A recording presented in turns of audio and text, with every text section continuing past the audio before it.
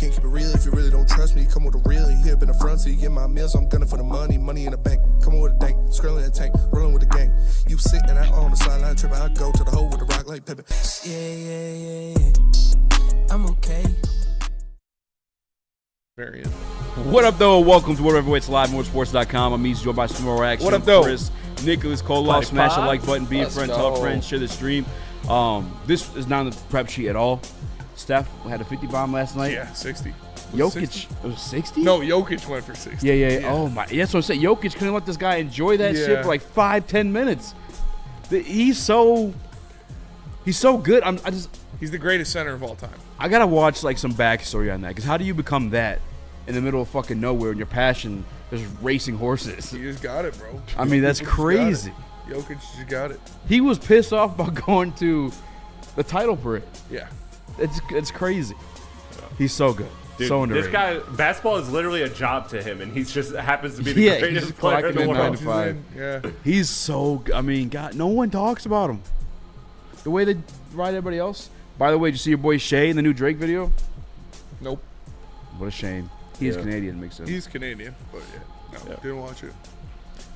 Oh, well. I mean, I haven't look, even I heard don't that song.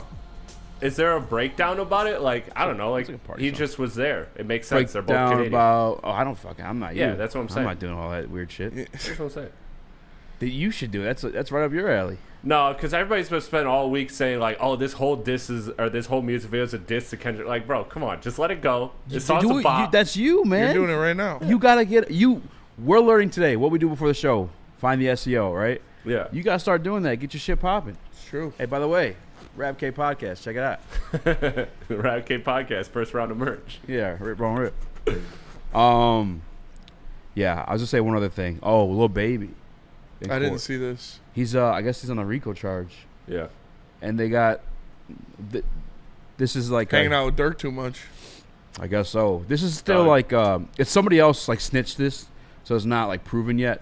But he's on tape allegedly saying like, yeah, he put like 2 tickets in this guy's head.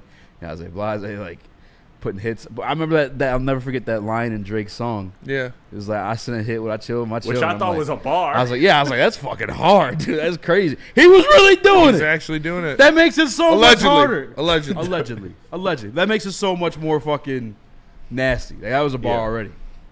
But anyway. Hopefully this propels Max Clark to be even greater than he already is. Dude. He's a Lil Baby stan. I mean, Lil Baby's great. Yeah, Lil Baby's cold. But I'm not a goat, but I fit the description. Lil Baby had an all-time album and then... All-time Album. Yeah. My Turn is a fantastic album. Really best album of the decade. Yeah, and then... Decade, wow. So far. He hasn't matched that. Over Kendrick? I think it came is. out, but that give out that a long time. Give ago. that time, yeah. Give that time. But I think right now, it came out last decade. My Turn came out in like no, it was like 2020 flat. Like it was 2020 flat. Okay. Yeah. Oh well, No, I wouldn't sports. say it's the best album. I'm really deflecting right now because last night got a little Tigers, got a little Wings, got a little Tigers, got a little Wings. Wings finally score.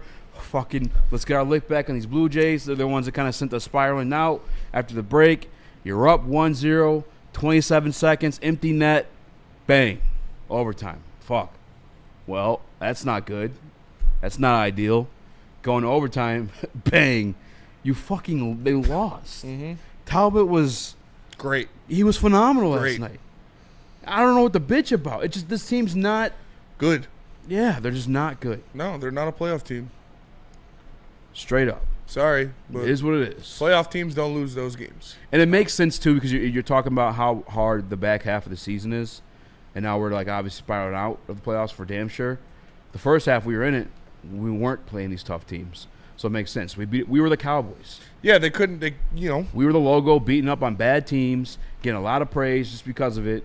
And then when shit got rough, we got our teeth kicked in. And if it comes down to that where it's an empty net situation, to tie the game, you're going overtime against the Red Wings because they have the worst penalty kill ever.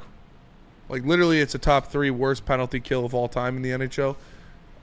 And when you get the extra man, it's just you're probably going to score. So it's tough, but what are you going to do? They didn't score enough. You shouldn't be a 1-0 situation right there. Luckily Had 4 enough, shots in the first period. Nick, I know you're locked on the Tigers. You tap into the Wings at all? Got any things to say on the season? Really? I mean, put a fucking fork in it. Yeah, it's an absolute joke. This is the 3rd year in a row where they've just melted, like straight meltdown. And to lose that game last night, it's one you had to win. I thought they were going to win it, obviously in the 3rd. And you do what you've done since the Four Nations, and that's choke late in the 3rd in some of the games that you are actually up in. That was their mistake the first 2 games coming back from Four Nations. It was just like Spencer said there. It's the penalty kill, but it's not even a penalty kill. It's just an extra skater because they pulled their goalie, and you have melted down 3, wins in regulation this season since Four Nations on just that I can think of. And it's just a shame. And all the Steve bots will say, just wait. The prospects are coming. The prospects are coming. It's like there needs to be some pretty massive changes, I think, in the offseason to help those prospects along. Like I've talked about with all of these organizations, you need real key veterans to help the prospects for when they get here, and hopefully we can do it. We can't just have all young guys, And Yeah, I don't know if Larkin I don't know. I'm 1C right now. You don't know if Larkin's what? The 1C. Like that is For the like the future of, 3rd like, year in a a good row team. where it's been a meltdown. I don't want to just blame him because obviously it's not just Larkin, but Yeah. there needs to be some responsibility on the captain. Yeah, I mean, it's Steve, the captain. Yeah, 2 captains. That's the C I'm pointing the finger at, just because you had money. You had opportunity to go and grab guys to complete this team. We saw Larkin on a phenomenal team in Team USA, and he looked great, and he had good moments. So it's like put some pieces around him, and yeah, he could probably be the 1C of the team, but that's a frustrating part, I guess, because Stevie Y was a guy we all believed in. Me even before, even being I like still a believe in novice. Steve Yzerman. Yeah, well, I do in terms of like prospects. Yeah, drafting. Yeah, the pro personnel part of it's been horrible. It's been bad.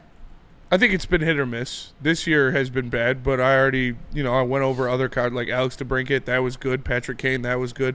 Ben Sherratt going to be your 3rd pair defenseman next year. That's good. David Perron, that was good. Shane Gostisbehere, that was good. Like, yeah, the ones on the team right now this year aren't good, but it's not like he just had only signed bums. But, yeah, this year they didn't make the playoffs. This is the first year that they've really not shown that they're growing as a team and growing as a franchise, and that's where you're plateauing now. You're the same thing you were last year. You're a borderline playoff team that's probably not going to make it. And the difference between what Red Wings fans want right now and why they're questioning him is because they didn't make the playoffs. So if just making the playoffs would satiate you for people that are saying get rid of Yzerman or blow it up or whatever the hell they're saying, I think it's more than that. it is I the think difference of just a couple guys. Like you did say, and it's more than signing people too. By the way, there's the trades as well, like the Wallman stuff. Seeing him go for what ended up being like a first rounder, that was rough. Yeah, it sucks. But I think it's more than making the playoffs; is being a playoff team. And that's what I'm saying. They're not a playoff team right now. They are a borderline playoff team, and that's what they were last year. So now you need something to make that jump over the hump. Like, you got to get over the hump. You're on the hump right now. This is the first year where you've kind of plateaued as a team. So last year you were right at the playoffs, right at the very end, feeling good. This year you're at the same spot, and you're probably not going to make it either year. So you need to find something to get over that hump. And could Yzerman have signed different guys? Would that have been the difference in making the playoffs or not this year? Yeah, absolutely. You bring in somebody better than Tarasenko, you're probably going to be in the playoffs this year. You bring in somebody more impactful than that, a couple guys, yeah, you're probably in the playoffs this year. Would that change you from the team you are now? Not much. Like, if you made the playoffs this year and got bounced in the first round, which you would, you're pretty much the same team. So you got to find something that gets you over that hump of being a borderline playoff team. And, yeah, I know, Red Wings fans, you could be upset. You should be upset. I wanted the playoffs this year. It's a disappointment that they didn't make the playoffs this year. They're the same team they were last year. They didn't get any better. So now you need to do something to get you over the hump to continue the natural progression of what this team was on. Where are you at with Nick's statements regarding the captain? For sure. I mean, you need someone that's you don't have the superstar. Larkin's not that superstar guy. Larkin's not going to be your $14 million a year center. You don't have that on your team right now. And would it be nice to have a McDavid or a McKinnon or whoever you want to put, a Kucherov or one of those guys? Like, yeah, absolutely. Unfortunately, they don't grow on trees. But if you can't bank on somebody being that, you can't bank on, okay, we're going to go get our Connor McDavid, because that doesn't happen. Those guys don't go other places. So if you're rolling with Larkin as your 1C, then you've got to find a 1CA that's going to be your 2C. And you got to put pieces around him. Like Yzerman had his Fedorov. Zetterberg, a lot of people said he couldn't be a 1C. He had his Datsuk. Larkin needs his guy if that's the route you want to go. And like I said, would I like a Connor McDavid or a Nathan McKinnon? Like, yeah, absolutely. But unfortunately, there's only 5 of those guys in the NHL. So, who do we take with the Bertuzzi pick that we got from Boston? I don't know. Yeah, that's pretty much. We traded up for Kosa. Trey Sweeney with a solo home run. Yeah, do you want me to? Yeah. Keep people. Yeah. Yeah, right. if something like that happens. Trey Sweeney, let's go, baby! My guy, Trey Sweeney versus a right-handed pitcher, Luis Castillo. He went yard, and then following that up, we have guys on first and third with 1 out. Luis Castillo pitching visit. Yeah, they need some runs here. Skubal gave up a home run after Javi a again big today, play huh? by Colt Keith, not getting the out at first base. It was a big mistake by Colt. His first big blunder since returning to second base. We got Riley Green up with guys on first and third against Luis Castillo, down 2 runs here in the 5th. We got a Riley Green something. Don't tell me. That's Riley Green following Grounder back-to-back to second homers. base. They tried to go to fielder's choice. Riley Green Well, out at first. It's 3-2 score the now. run. Score Yeah. the run. Score the run. 3-1 Tigers. 3-2. 3-2. 3-2. Guy Mariners. on second for Spencer Torkelson. See if he can come All up right, big. let's see if Torque can drive him home. No Javi again, huh? He gives you 3 hits, a good third base play. I think it's the righty starter. I think they are going to play him more against lefties. That's fair, but he gives you 3 hits and good play, and you sit him down back-to-back days. I'm Yeah, watching I don't on know. that Jay-Han website got the that's start. Jahan got the start. He's 0 for 2, Yep. and he's in the 7 hole. I did not Or the 6 know hole. Stream West was that delayed. Sag Beam. RBI, I'll take it. Yeah, he'll take that for sure. So Beam shout out to the Tigers battling Yeah. here. Beam teased. What'd you say?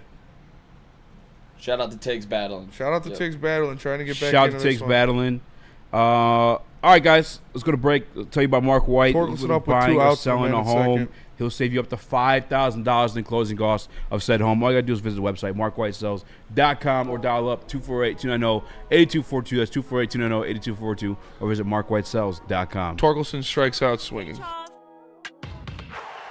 Woodward Sports is at it again, giving away more cash and prizes than anyone in Detroit. Get into our March Bracket Challenge, powered by Jug and Nathan Neurosurgery. If you have the biggest basketball brain and get first place, you win $1,000 cold hard cash. But it doesn't stop there. Second place gets a weekend at Grand Traverse Resort in Traverse City, including brunch at Airy and golf. Third place, 2 club seats to see the Pistons versus Bucks with food and drinks courtesy of RHB Laboratories in Troy. You can pre-register now at woodwardsportsbracket.com. That's woodwardsportsbracket.com. Then, after Selection Sunday, fill out your bracket for your chance at $1,000 in cash, money, and more. Pick by mascot, choose by team colors, have your dog picked. No matter how you do it, go to woodwardsportsbracket.com right now and register. All powered by the best in the game, Chug and Nathan Neurosurgery and Woodward Sports. How do people feel about getting a Planet Fitness membership for $15 a month? How do they like working out in a clean and spacious gym that's filled with equipment for every workout? And how about free fitness training in the judgment-free zone that leaves them feeling energized all day long? Join Planet Fitness today with the free PF app, online or in club, and start getting that big fitness energy for $15 a month. We don't like to brag that we are the toughest sports network in Detroit, but we do have a guy named Darren McCarty on our side. Woodward Sports. Planet Fitness, the home of the judgment-free zone where everybody can get a full body workout, 30 minutes, and all memberships include fitness training. You get all of that for just $15 a month, or upgrade to the Black Card and get used to amenities like hydro massage, total body enhancement, and access to over 2,500 locations worldwide. Join in club or online at planetfitness.com. Planet Fitness, where your fitness is essential. Lions overseas, what's that about? The Lions are like in deep talks with being a team that's going to play overseas. Oh, yeah. I saw that. They want to go to Germany. Yeah. I don't know what the NFL's doing. Like, it's crazy because baseball is seen as the one being kind of delayed in terms of, like, making big moves as a league and organization. They went and had hosted Shohei Ohtani in Japan. That was huge. We have Amon-Ra St. Brown, where you're already having games in Germany. A German-speaking, all-pro, Pro Bowl, I would say superstar at this point. Yep. He is on NFL TikTok Showtime. regularly, weekly. He has the best end zone celebrations, and he happens to be in the end zone a lot. How are you not allowing this team to go play in Germany? What are we doing? I mean, it's not confirmed yet where they're going to be or no, what they're we going won't to be this year. I'm pretty sure it's already. They're one of the pools of teams. There's a lot of different places where teams have like. Yeah, Mexico City. Yeah. Ireland. The Lions just year, got right? theirs in Brazil today. Like, it was just announced that they're like in Brazil now. Oh, we are? So not like playing there. Like they have their teams are like circulated there by the NFL. There's like a graphic up of all the different countries where NFL teams have like fan base. Yeah, fan bases Okay. and like presence. Yeah. Like merch and stuff like that, and they just got into Brazil today. Yeah. So maybe it's Brazil. Brazil. But I'm just saying, if you're the NFL, you got to get them in Germany specifically. That would make sense. That just make a ton of sense. Casey Mize. Mm-hmm. Auburn Tiger. 1-1. Detroit Tigers. Is he back? Was that his best outing? Was that his best start? No. I'm back, bitches! It was his best start in a while. He went out there and he took care of business. You love to see that. The cutter looked really good. So hopefully he's back. Like I said, when we talked about the year of back for the Detroit Tigers, the year of I'm back, I said I had the most faith in Casey Mize actually being back because he has Chris Fetter and because he's got that insulation. So it was good to see him go out there and take care of business for the Tigers. They needed that. That arm will be huge coming down the stretch. We'll just see. I mean, the stuff's there. It's just, can he stay healthy? Nick? Yeah, it was extremely impressive to me, Eazy, and it was the most impressive start as I can remember of him in a Tiger uniform for a couple of reasons. The biggest one specifically, his best pitch was on, and he needed it. At multiple times when he got in trouble throughout the ball game, you saw him go back-to-back splitters, one with one strike, and then again with two strikes to get that strikeout. It was big for Casey in this game. You saw his fastball command. It was a little bit spotty at times. He was missing high a lot. I know they highlighted that on the broadcast. But once he can get that part figured out, it'll make the splitter even better than it already was last night. But you saw why he was getting, 70 grade type, like elite pitching numbers on his splitter when he came out of college and when he was in the minor leagues, when he threw a no-hitter in this Tigers organization in the minor leagues. This was the kind of pitcher he was, and you've seen him come a long way with how he's upgraded his splitter to go along with that fastball. And a important pitch last night was like the slider, like the cutter, the new and improved that he got Cal Raleigh to strike out on, the big lefty after being in big trouble in that first inning. Him getting out of that, I think, was like the weight you could see was like off of his shoulders where he could settle down, settle in. He ended up retiring, I believe it was 11 straight at 12 straight at one time, and he was in the zone, and he looked like the former #1 overall pick that you can pair at a top of rotation with guys like Scooble, Flaherty, Job eventually, and it was really nice to see because it elevates the ceiling of this Detroit Tiger team where you're not just talking about an AL Central, but you're talking about competing deep into the playoffs. with a really real chance to ultimately win the AL if the bats woke up. Yeah, Chris Svetter, a craftsman of the cutter. Because wasn't that what Joe was throwing the other let's night too? go. Strike out. Scooble's back, strikes out the side. Ow! Terry Scooble goes up there, strikes out Julio Rodriguez, Cal Rayleigh, and Randy Arozarena. I'm back, bitches! Love that. Love Perfect that. time for the drop. Tarek Scooble, man. All right, let's get to the top of the fifth here at the Tigers. 1-run game. Good shit, Scoobs. What Needed do you that. What do you think? Scoops grew a little bit of belly. Yeah, He's probably pounded some probably bruise. found Yeah. some bruise. Heavyweight. Celebrating out of that. Cy Young. He's back home too. Some home cooking maybe as well. True.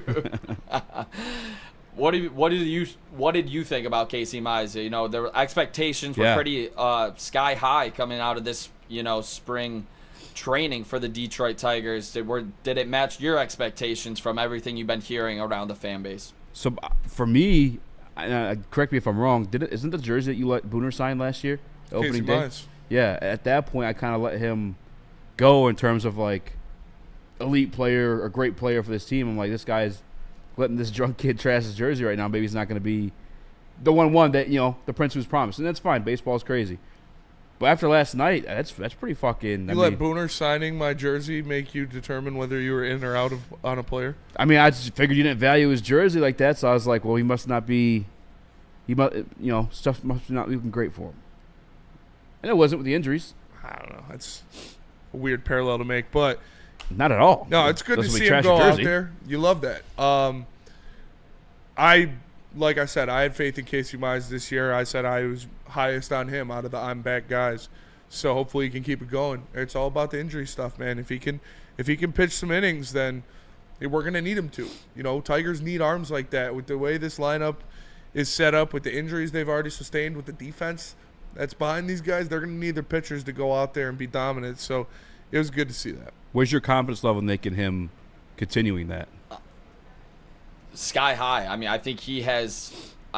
I think he found it, and I think he was at a spot in his career after the injuries, after the ups and downs, where he had to look himself in the mirror and said, do I want to be a big league pitcher who's going to get another contract? And he has all of this ability to do so, but I also think he has the mental makeup to go through those ups and downs.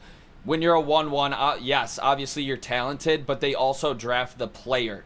And, like Casey Mize was the guy, and, you could tell by pitchers of old that saw him come into this organization, like a Verlander at the time, and it's impressive to see Casey Mize really bounce back in this one start.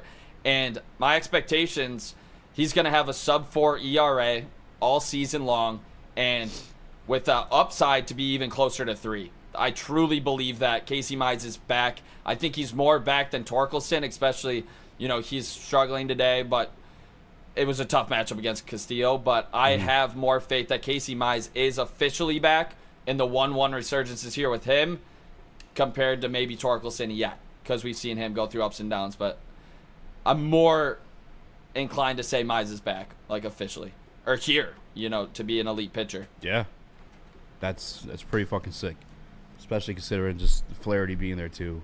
Job at some point We'll probably. see how long Flaherty's here. Why, injury or what? I think they're going to trade him again. Stop it. For who? That is a hot Prospects. take, dude. No fucking way. I don't think so.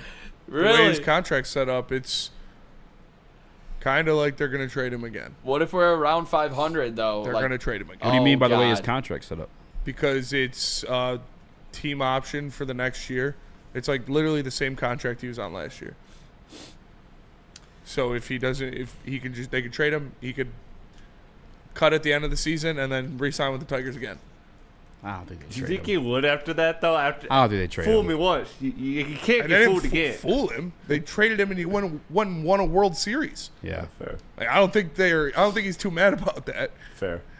Nah, I think hang on to him. If he Unless pitches Job like comes on earlier. if he pitches like 15 to 20 starts, he does get like the extra second year that's worth like 45 in total. Yeah. Between years 1 and 2. So if they're in contention, I don't see them Yeah, any I way know. doing that again, but it would be absolutely wild if they did. I don't want to see them do that. I want to see them actually buy a bat. What's the to go division along looking with like the right pitching. now?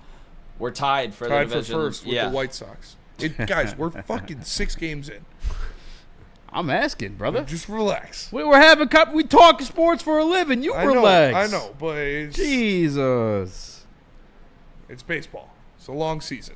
And I will be overreacting to every single game. Make sure you You guys already check are. out the social media. For sure. It's Vinny. Or Nick, that's what we're here for.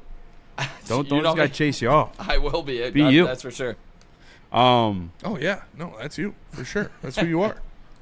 I just couldn't do it personally. I would have a heart attack. So if we were in the playoffs today, you'd go Scooble Flaherty still, though? Yeah. Yeah. Mize. No.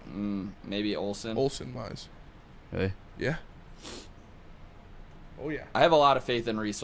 Like, I truly believe this is going to be a top Keith rotation draws a walk. in the American League. Like, the best rotation in the American League. It's got the potential to be. If Scooble and Mize, if Job and Mize can Be good. be good, yeah, that 4-5 would be. You're not going to find a better 4-5 than that. What did you think about the numbers between, like, a 3-4 ERA for Casey Mize? Do you think that's over selling it already just I from think that's one what start? he has to be. Yeah. He has to be under 4. So, yeah, I don't hate that. I just wish Reese could grow some facial hair. You know? He is a baby face. He's a baby. I just not sold on it. That guy on the mound pitching me, I'd swing at everything. Got weird judgment of pitcher. But let's go to break. We'll come back. We're going to talk A.G. Hinch playing 4D chess. What does that mean? The hitting chaos. Oh, yeah. We'll talk about that. But first, tell us about merch. Let me tell you about merch. The best place to get Detroit sports merch if you need an upgrade is going to woodwardsports.com, clicking that shop tab on the website, and getting new merch. They got hoodies, tees, hats, all that, all teams, all season. Make sure you are tapping in with the best Detroit sports merch in the game, Woodward Sports. Love Woodward Sports? Love wearing clothes? Then you should be wearing Woodward Sports clothes. Check out our full line of merch at woodwardsports.com. Just click on shop. We have all your favorite designs, like Dan Campbell kneecaps, Woodward golf, and of course, our own logoed out merchandise. Men, women, infants, kids, all love Woodward Sports. Impress your friends. Impress your boss. Impress your dog. Buy Woodward Sports merch today.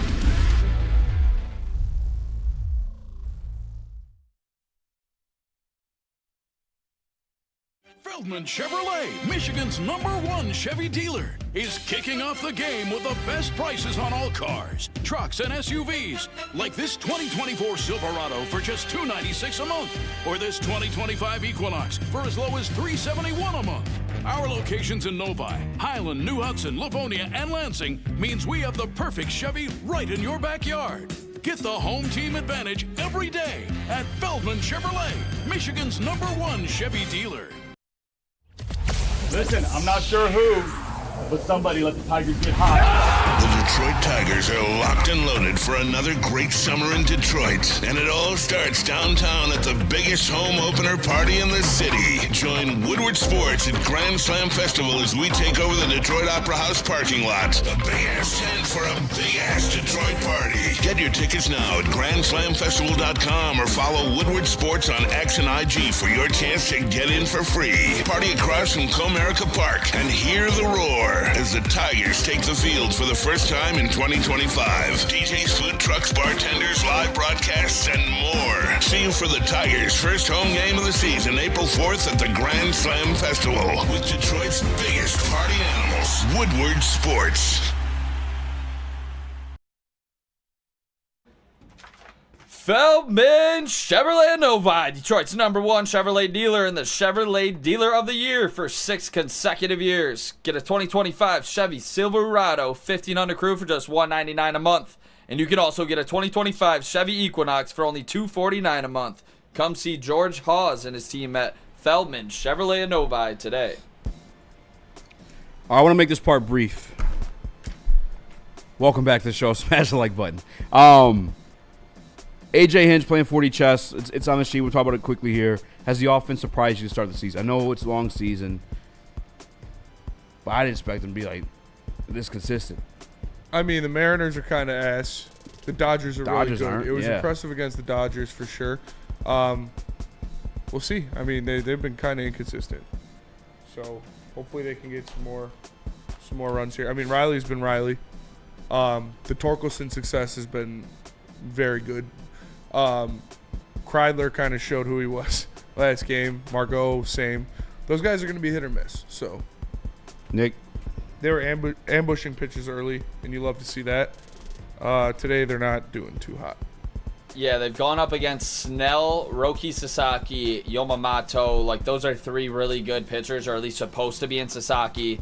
You go up against Gilbert. He's the ace of the Mariners, AL Cy Young contender.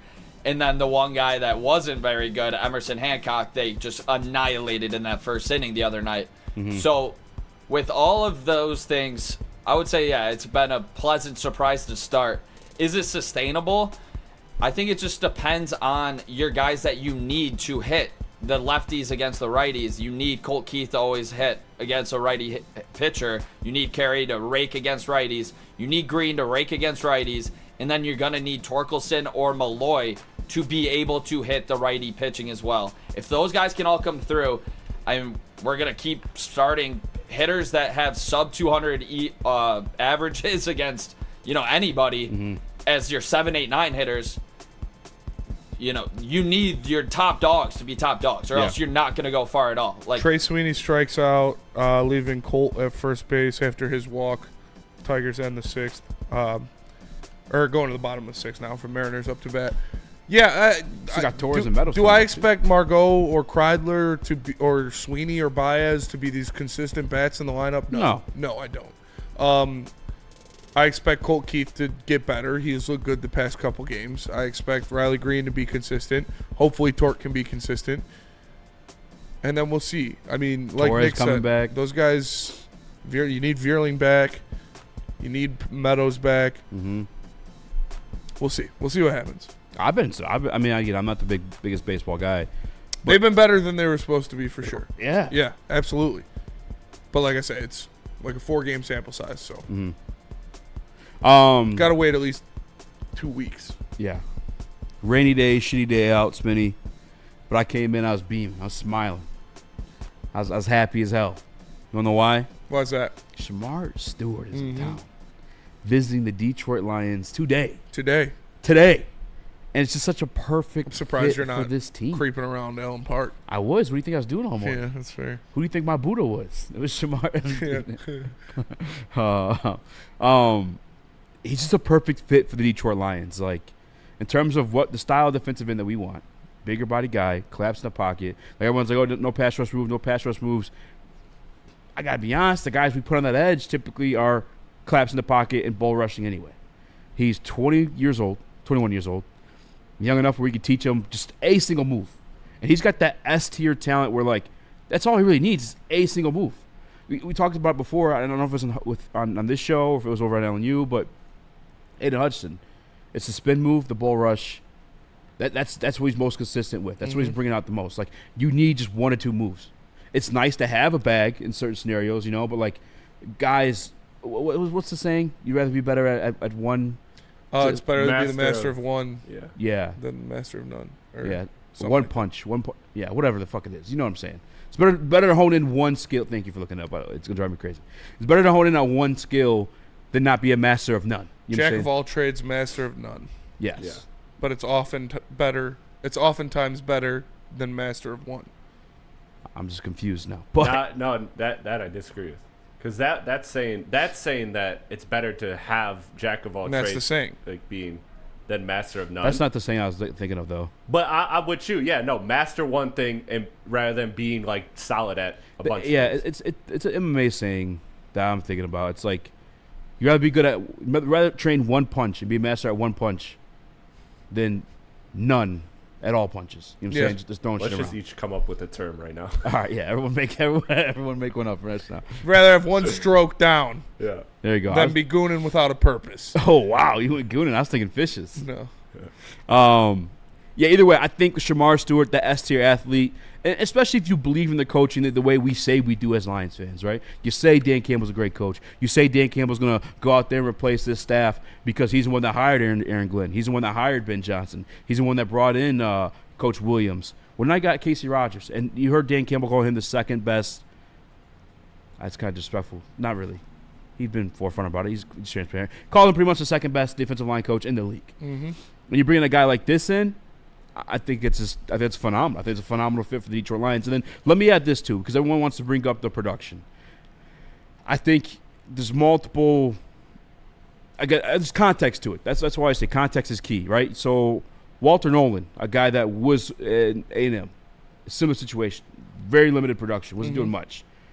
Transfers to Ole Miss, different scheme. Now he's putting on. Now he's a first-round pick. Like the same. My man Nick Scordon, Purdue, sacking the fuck out of the quarterback. 20 pounds heavier in A&M, not doing nothing. And beyond that, too, Cam Robinson, we had the same conversation with last year. Yep. He's a guy that's looking on the up and up. How about a former Detroit Lion? How about I give you Ezekiel Anza? Oh. A guy who was just a combine underwear hero. Came in first season, had like 8 sacks as a rookie. Will you teach me the football? Well, fuck yeah. You can run a 4.4 flat at 260 pounds? Yes, sir, I can. I think that's what you have in Shamar Stewart. And you're not relying on him to be your ace because you have your ace in Aiden Hutchinson. Him on one-on-one situations, I think he could dominate. Yeah, that would be the best situation for him to come into, imaginable. Opposite Aiden Hutchinson, on the team, where Casey Rogers is your defensive line coach. Casey Rogers likes to use these guys in different aspects, move people around, put people in good situations, put people where they're going to have the most success. And you get a guy like that, excuse me, that's an athletic freak. He had a perfect RAS score. Like, that is something that gets Brad's gears turning, is having a RAS score like that. So you put a guy like that, athletic freak, that needs a little bit of molding on the edge, opposite of Aiden Hutchinson, where he's going to be seeing a lot of one-on-ones, you can expect him to have success. I would love if they got Shamar Stewart. And the other thing, too, some people saying he can't come in and play right away. I think he's one of the better run defenders in this class at the edge position. Yep. And that's not necessarily getting the running back either. That's just disrupting the play, forcing the running back into the lane he's not set up the block for. And then somebody else clean it up. If you like the linebackers you got, Malcolm Rodriguez, you just re-signed Derek Burns, including Jack Campbell as well. They're going to take care of that just fine. Yeah. I am a happy boy with Shamar Stewart in town. I'll tell you that. Couple comments on Woodward Sports Chat. Super Cartier, Shamar would need laser beamed coaching. I don't even think that's the case. I really think he's going to do it. What does he mean by that? I think a lot of people Focus. think he can't play. Yeah, focused coaching. I mean, no. I think with the rare athlete that he is, with the special athlete that he is, you put him under a guy like Casey Rogers and you give him one-on-ones, you could expect him to win those. Mm-hmm. And the other part of it too, right, is, and you could look at this however you want, because I understand college football, college sports are just heading that direction either way. We talked about it yesterday with Trey Donaldson and Trey Holland. Him having the commitment to stay at A&M despite the lack of production, despite allowing him just to get after it, pin his ears back, get after the quarterback, and do all the flashy plays, stuff like that, shows a level of commitment that I think Brad and Dan respect. Yeah. I think they've said that about multiple guys in the past, too, when they interviewed. Like, you stayed here despite your situation. I respect that. Mm-hmm. Now, obviously, they drafted Jahmyr Gibbs, who transferred from, where's he at, Wake Forest or West? Georgia Tech. Georgia Tech, that's right. Yeah, from Georgia Tech to Alabama. And I think J-Mo's transferred from Ohio State to Alabama. But nonetheless, I think they have a respect for guys that are loyal to the program.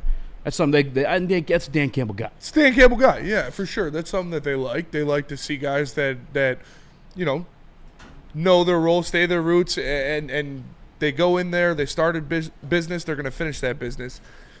I think this would be great. I mean, like I said, I'm not too much in love with any of these guys over the other one. You can kind of talk me into drafting any of those edges that'll be around there, whether you talk about James Pierce or Mikael Williams or Shamar Stewart. Yeah, I'd be like, Lions get Shamar Stewart, awesome. Lions get James Pierce, awesome. That's what you need bad, and I think all of these guys are going to be viable options in the NFL. It's up to Brad to decide which one he thinks is going to be the best and go get that guy. Amen. Did you say that we're more inclined to draft him because he stayed 3 years? I think that makes him like a character piece. I think Brad that they'd be doesn't- attracted to. I don't think he cares. I think Brad's like, fuck it. I don't care at all. No, for sure. Yeah, because J-Mo went OSU, Gibbs went, transfer. Yeah. Sewell sat out a year. That's what I was saying about Gibbs and whoever J-Mo as well. I mentioned that. I feel like Laporta could have transferred because he wasn't getting any usage. He stayed. Yeah, he stayed. But I'm saying in terms of just identifying a character trait because That's we're not definitely able something to. they look at. Yeah, they care about that stuff, and we aren't able. Like we could watch the film all day. It's not a deal breaker. We don't know these guys personally, but a tell that this guy is a loyal guy is a situation like that, and I think that makes them character-wise in their category. They're And very obviously- loyal to their guys, and they like that loyalty and reciprocation. So, like, I don't think it's a deal breaker, but I think that's something they look at for sure. and he's in town for a reason, ladies and gentlemen. Nick, you hating over there? You don't come. I can't get you in the Of church course, of Nick Shamar doesn't Stewart. like him. He didn't have 12, I mean, 12 sacks. if you're sitting at 28, if you're sitting at 28, let's do it. But if you're going up, I do like to see the production with the off-the-chart athleticism. So who you're going up, bro. So who's your guy? I would look at an Azaraku, a Mike Green, or But they're not falling. even like a defensive tackle. If you're trading Azaraku up, if you're might. trading up, that's what I would look at. But if you're sitting at 28, Shamar Stewart, if it's more of like, I know you say maybe not a project, but him having all the traits I love. Yeah. If he can hit that big upside, it's worth the swing in my eyes for sure. Yeah. But if you're taking the big upside swing and like trading up, I want to match that with the production. But you didn't learn anything from Cam Robinson last year? Cam Robinson, The Penn guy from State. Penn State, yeah. Chop Robinson, I'm sorry. What did he end up with? 8? Yeah, he had, I could be wrong. And beyond that, too, former Detroit Lion, Nick, Ezekiel Ansah. Very inexperienced in the game of football. Had 6 little sacks. to none 6 sacks. Yeah, he had 4.5 sacks his last year at BYU with 13 TFLs. That was Ziggy Ansah. Chop Robinson had 4 sacks. Those are, more than the 1.5 that Stewart had. Different schemes, different systems. I mean, BYU, who were they really playing anyway? Back honest with then, you. too. I don't Yeah. fucking know. But I'm Definitely just- not the Big 12 talent. Guys that come in limited. And I think, again, like the numbers, I've never been a big numbers guy. I'm more of the tape. Like, what are you doing across from Will Campbell? What are you doing across from these SEC tackles you're playing? And a lot of times I'll admit, like, he doesn't have a lot of moves. But what you see is this insane get off, and then he's just up in their grill, chest to chest, titty on titty, and just fucking driving a guy in the dirt or just disrupting the play, fucking everything up. And I think, again, talk about Aiden Hutchinson lining out wide. That's the perfect setup for him. In terms of Azaraku, you mentioned, and Mike Green, I would say this about them. Both undersized for what they traditionally like, that we learned about Brad Holmes and Dan Campbell. You have to think Mike Green, there may be a little bit of character questions. I know they're still getting mock draft a little bit high, but like he was originally at Virginia before Marshall. Left Virginia because of some accusations. went to Rand University. Yeah. I mean, you're right. I thought Marshall was pretty sweet because of the movie, and then they also had Randy Moss. Like, They just take anybody. they just take anybody. Pause. And then Azaraku, similar situation. He's like 6'2", 240, 237. A man can dream. I know, but I mean, I'm just being realistic. Same thing with free agency. If you guys set the proper expectations so you won't be disappointed. They're not going to draft these smaller guys. On top of the fact that a lot of these They smaller did guys might not sit make it down to with you. Josiah Stewart, though. They brought him in. Yeah, but I think he could play Sam. I would- can he see would- him moving to linebacker. He would play Sam. And his probably. tape is also just fucking just nuts. Yeah. Like, he is actually really good. That was fun tape to yeah. watch. Yeah. All right, let's go to break. We'll come back. We got more from Dan Campbell talking about people that have left his life. But first, let me tell you about Lady Jane's. Lady My Jane's girlfriend in high haircuts for men. school. Walk in, sit down, relax, Trisha. get an award-winning haircut from one of our lovely, talented stylists. You can also get a hot leather, neck shave, scalp massage, hot towel treatment, all that good stuff. Lady Jane's Haircuts for Men, open 7 days a week. Walk-ins are always welcome. Lady Jane's Haircuts for Men. It's wicked awesome. No one gives away more cash and prizes than Woodward Sports. You don't believe us? Here's our latest $10,000 winner. You guys posted, hey, if you guess all this stuff right, we'll give it's $10,000. I'm like, okay, well, why the hell not? And the winning doesn't stop there. How about our Outkick Your Coverage winner?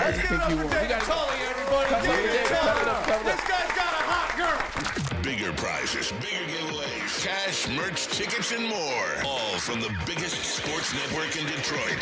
No one does it bigger and better than Woodward Sports. Make sure you're following, liking, subscribing on Instagram, Facebook, X, and YouTube for your chances to share in the winning. From Detroit's #1 sports network, Woodward Sports.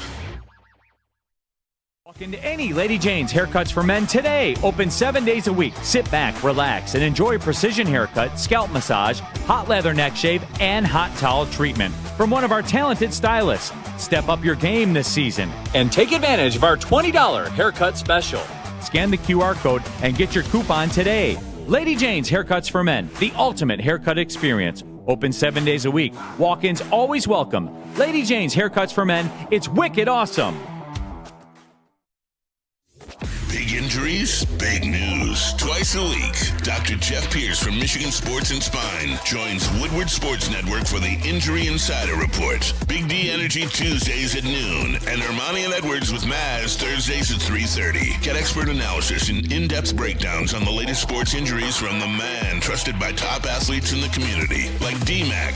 Whether it's the Lions, Pistons, Tigers, or Red Wings, Dr. Pierce talks us through it all. Don't miss the Injury Insider Report with Dr. Jeff Pierce, your go-to source for understanding the impact of injuries on the games and players we love. Only on Woodward Sports Network. Scan the QR code on the screen or go to MichiganSportsandSpine.com to see if Dr. Jeff Pierce can help you.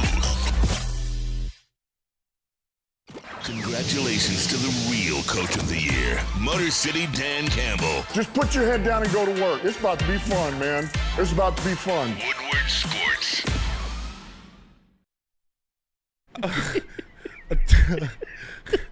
Attention, sports fans. Don't miss out on expert sports injury insights with Dr. Jeff Pierce of Michigan Sports and Spine. Join him every Tuesday on Big Energy and Thursdays on Ermanni and Edwards, where he offers top-notch injury advice. Trust the guy that DMAC trusts. Dr. Jeff Pierce here to keep you in the game and performing at your best. For more information, visit him at MichiganSportsandSpine.com or give him a call at 248-426-9944.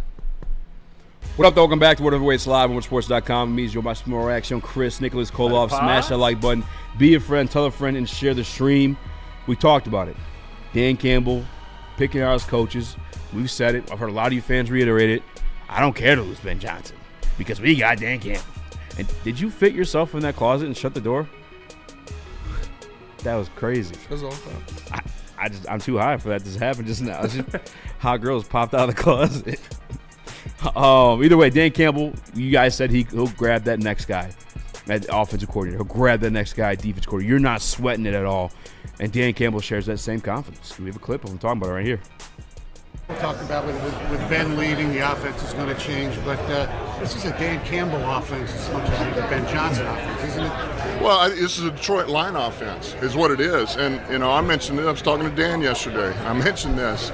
And here, the nuts and bolts of what we are, man, we got our coaches. Man, this offense is Jared Goff, St. Brown, Gibbs, Montgomery. It's Frank, it's Sewell, it's Decker, I can keep going, it's J-Mo. All right, the defense is Hutch, it's Aleem, it's freaking Alex, it's T.A., right? It's Kirby, it's Branch. It's now Reed. I can keep going, it's Barnes, And so that's what we are. All right, we can say, well, this is our scheme, this is what we run, no. They're the ones who make it what it is. So that's our playbook, is those guys. I'm fucking juiced! That's why he's a fucking man. He's a goddamn good coach. He is the man for that. Doesn't fucking matter who we bring in here. All I care about is you guys, man. You gotta fucking listen to me. And he's putting the fucking onus on the players a little bit too. Yeah. You're still a good fucking player. You're still a great player. Don't fucking forget who you motherfuckers are. Yeah, you guys were a top 5 offense in the history of the NFL. You did that. And that's what I was talking about with this shit. Losing Ben Johnson, does it suck? Yeah, it sucks. But this offense is kind of fucking idiot-proof when you look at it. Chris could call these fucking plays. Chris could say, okay, I am calling these plays. Let's run the ball here with Jahmyr Gibbs. Probably a good move. Hey, let's run Jahmyr Gibbs, I don't know, behind Penei Sewell. Probably a good move. It's kind of idiot-proof. And these guys, that's why Brad Holmes and Dan Campbell like to keep their guys. That's why they like to maintain the players that they've had, because they've been here. They know it. They know the scheme. They know what they like. They know what they do well, and they know how to win games. So I expect them to go out there and this offense to not miss a beat. This offense to be just as dominant as it was last year, because you still got all the same nuts and bolts. It's just a different guy screwing it in the socket. And we've seen him do it before. We've seen John Morton go out there and turn nobodies into not all pros, but have all career seasons for randoms. People that you don't even know. Yeah. And Robbie Anderson. So I expect him to work with these extremely talented players and go out there and have just as much success, if not more success, because the track record for new offensive coordinator is he gets the best out of his players. So getting the best out of St. Brown, Jamison Williams, and Jahmyr Gibbs is a lot more than getting the best out of Robbie Anderson, Austin Seferian-Jenkins, and Bilal Powell. I expect them to be just as elite of an offense because it's about the Jimmies and Joes more than it is the X's and O's. So they're going to go out there and be able to be those guys because they still have those guys. This is the heavyweight. So let's take health consciousness out of this next conversation here. Yeah. One of the greatest American brands is McDonald's. Joey Chestnut. Oh. It is McDonald's. And McDonald's, it doesn't fucking matter who the chef is. It could be some 50-year-old kid who just got done with algebra class. It could be some fucking 60, it's some old fuck. It does not matter. The recipe remains the same. Those fries are going to hit. Those chicken nuggets are going to slap. It doesn't put the fries in the bag. Yeah. That's how good this fucking team is. That's why we talk about having these extra draft picks, even if you do trade back. Are they going to make the team? I mean, we're almost too stacked. We're talking about not being able to afford Jamison Williams, who we all know is a phenomenal football player, just because we have two safeties that might reset the market back-to-back years. Put the fries in the fucking bag. We're going to be a good team no matter what, regardless. We may not be the S-tier offense, and that's yet to be discovered. I still think it's up in the air. The Detroit Lions will be a top 3 offense in the NFL next year. Oof. Because they still have the same guys they had when they were a top 3 offense in the NFL last year. I don't see this offense slowing down at all. I don't see this offense skipping a beat at all. I see them going out there and being just as dominant as they were last season. Yeah. Jay Watson, chef at McDonald's. You don't need a chef at McDonald's. All right? The recipe's a recipe. Yeah. It's going to slap either way. And I think it was Peaceful robots Tim doing that shit soon. Exactly, dude. Again, if it was Eazy's way, they already would. You can simulate this shit. Yeah. You could grab a fucking Madden playbook and the Detroit Lions are going to score the ball. But I think it's Peaceful Tim who put it out there. But it's a great analogy, by the way, too. Dan Campbell let them call the fucking plays himself at practice during Hard Knocks, remember? He's all right. Do your thing. Yeah. And you've got the knowledge in there. Like I said, you've got a very experienced and ready-to-go offensive coaching staff. With John Morton, David Shaw, Hank Fraley, and Mark Brunell, those are 4 great minds. Mm-hmm. To lead that offense, obviously with John Morton at the tip of the spear. I don't expect them to fall off at all offensively. They still got Penei Sewell. Yeah. They still got Jahmyr Gibbs. Still got Amon-Ra St. Brown. Still got Jared Goff. Still got J-Mo. Like, they're going to be fine. I won't say top 3, but I'll say top 10 with the capabilities of being top 5, top 3. Shout out Gun Guy. Take your pants off. Nick? I don't think they're going to miss a beat either. And you think about the teams they're playing this year, they're going to be in shootouts all year. I am right there in lockstep with Spencer. Top 3 offense. They're not taking a step back. You're going to have to outscore some of these teams that you're going up against. A Patrick Mahomes, a Joe Burrow, a Lamar Jackson, even Jalen Hurts at this point. We're going to go play the Eagles. Like, you're going up against the best teams in the NFL this season. You're going to have to lean on your elite side of the ball, and that's our offense. Mm-hmm. And you talk about Dan Campbell saying this is a Detroit Lions offense. Brad Holmes assembled this so well. And you think about the 2 All-Pros on the offensive line, the 2 All-Pro weapons in Sam Laporta and Amon-Ra St. Brown. And then you think about the elite running back room with a great quarterback that knows how to run what's going on in this playbook. And I believe Jared Goff can get these guys in the right system to outscore these other great quarterbacks. We have a lot better things around us than they do. And that's why I believe the Lions aren't going to take really a step back at all. Top 3 offense in lockstep with Spencer. Wow. Again, I'm going to go safe. I'm going to say top 10. Because I watched this happen with the Atlanta Falcons when Kyle Shanahan left. Scare money don't make no money. I know. I'm just being realistic. Based off history and analysis. They had Gurley and Julio. Who else they have? Based off of the players that they have and the season that they had last year and what John Morton has done as an offensive coordinator at bringing the best out of bums, I'm saying they're going to be a top 3 offense. I do, and I will say this too. I think Jim will, beyond just having like a natural progression for him, I think he's going to have a better year under Johnny Morton because Johnny Morton calls more explosive plays. Let's take those deep shots. Think back to 23 when DJ Chark was streaking, and we had the big crash out over that. Was it Thanksgiving? Where Goff threw it out of bounds. Yeah. Yeah. Either way, he put those out there for him, right? And he's a former wide receiver as well. He likes that. By the way, Robbie Chosen-Anderson, that was his thing, and he happened to have his career year under Johnny Morton. But we will go to break. We got some more clips from Dan Campbell as well as some more Detroit Lions topics, but Feist. Let me tell you about socials. Go ahead and follow Woodward Sports. That's at Woodward Sports everywhere. We are everywhere you can get Detroit sports content. Woodward Sports is there. I'm talking YouTube, Instagram, X, Facebook, TikTok, and Twitch. We are everywhere. So make sure you are giving the #1 sports network a follow for the best Detroit live reactions, breaking news, and all that from your favorite hosts. Follow us at Woodward Sports. Is that an octopus in your pants, or are you just happy to see me? See what I did there? Go Red Wings! From Octopi Experts Woodward Sports. Stop searching for a vehicle and start finding one. Les Stanford Chevrolet Cadillac makes it easy. We harness the power of multiple dealerships and own the biggest selection of GM brands in the area to get you the car you need. With the Les Stanford Group, you'll have access to 4 different dealerships, providing you with more makes, more models, and more choices. We're connected to more than 1,000 vehicles, and with so many high-quality CPO vehicles available, you'll find new car quality at pre-owned prices. You can start and end your search at lesstanford.com today. The boys of summer are ready to get back to the playoffs, and there's no better place to get your Tigers coverage than Woodward Sports. Join us all season long as we follow as our hometown Tigers claw and fight.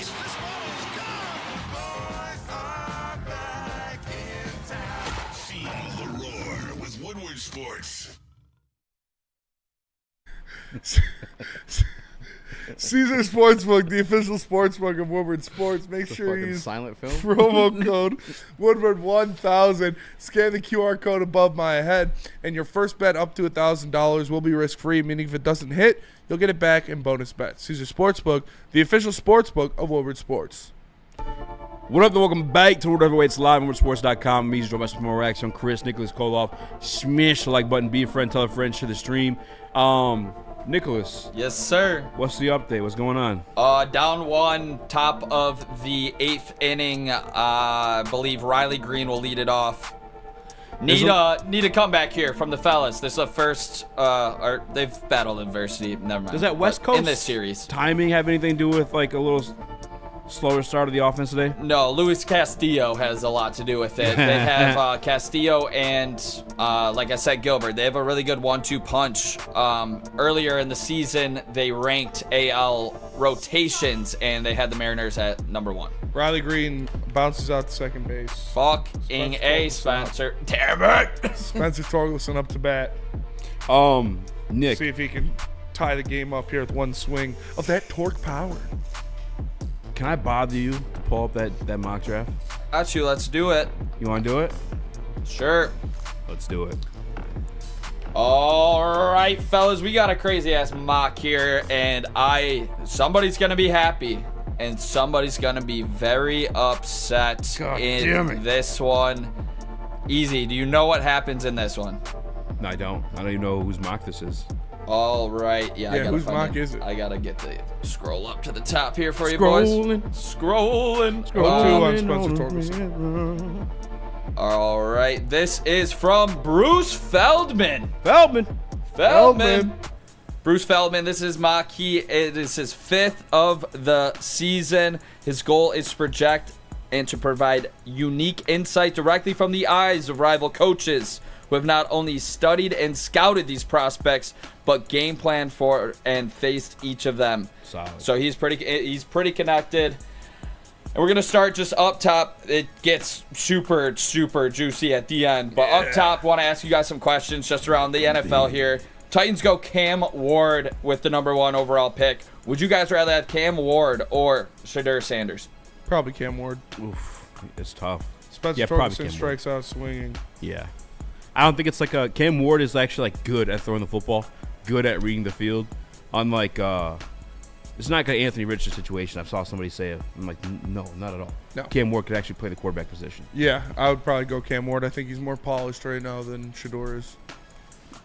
#2, Browns go Abdul Carter. No surprise unless Were you guys right there with it? No. I have no clue what they're gonna do. That makes sense. They could do anything. Yeah, they could do whatever. Yeah. They could. Yeah, they. Man, that'd be if he's what they're hyping him up to be. That'd be fucking crazy.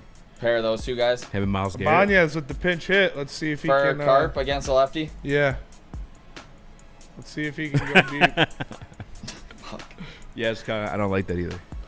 Jesus was a carpenter. Let him cook. Yep. All right, Andy You guys Banez. had AJ Hinch playing 4D chess on there, and now you're questioning him doing the thing that he's done. We need to make consistently all AJ I Hinch was songs the way hoping they they got didn't have a LeBron lefty songs. pitching. Yeah. That's what I was hoping for. 2-1 on Abanez. All right, Andy Banez hitting 700 against lefties for his career.